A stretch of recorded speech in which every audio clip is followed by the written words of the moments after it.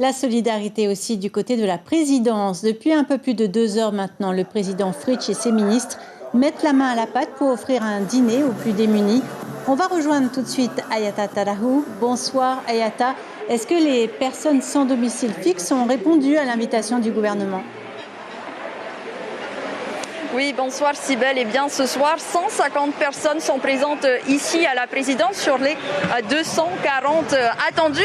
Ça y est, ils ont été servis, ils ont commencé à manger. Ce soir, vous le voyez, les politiques se sont transformés en lutin. Alors, qu'est-ce qu'il y a au menu ? Eh bien, il y a de la purée, du rôti de veau et de la dinde. Et bien sûr, en dessert, des bûches de Noël. Ce dîner permet notamment aux sans domicile fixe de profiter d'un petit break, traduisez une petite pause dans leur quotidien qui n'est pas toujours évident tous les jours. Ils sont dans la rue. Monsieur le Président Yorana, merci d'être avec nous.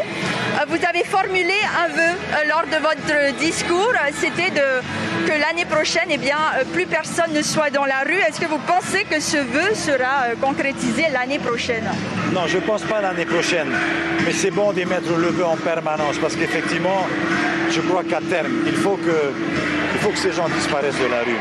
Donc ceci veut dire effectivement que le gouvernement doit accélérer ses programmes de construction, comme vous l'avez vu tantôt, vous l'avez entendu en tous les cas, l'immeuble que nous devons construire du côté de Vairatoa, les aménagements que nous devons faire du côté de Raimonutaya devraient faciliter justement la prise en charge de ces personnes et surtout dans des conditions normales. C'est-à-dire qu'effectivement, le but étant que ces foyers puissent les garder chez eux et ne plus voir ces gens traîner dans la rue, car c'est pas bien pour tout le monde, c'est pas bien pour eux, mais c'est pas bien pour nous en plus. Donc voilà, je pousse parce que j'ai vraiment envie de les aider. Ce soir, c'est une soirée familiale, donc voilà, je me permets de leur dire ce que j'ai sur le cœur. Vous avez dit aussi bienvenue chez vous à la présidence et malheureusement, ils investissent ce lieu une seule fois par an. C'est vrai, c'est vrai. Tout à l'heure, un des leurs d'ailleurs m'a demandé, bon, on ne peut pas essayer de faire ça pour le 29 juin, et puis on ne peut pas essayer, voilà.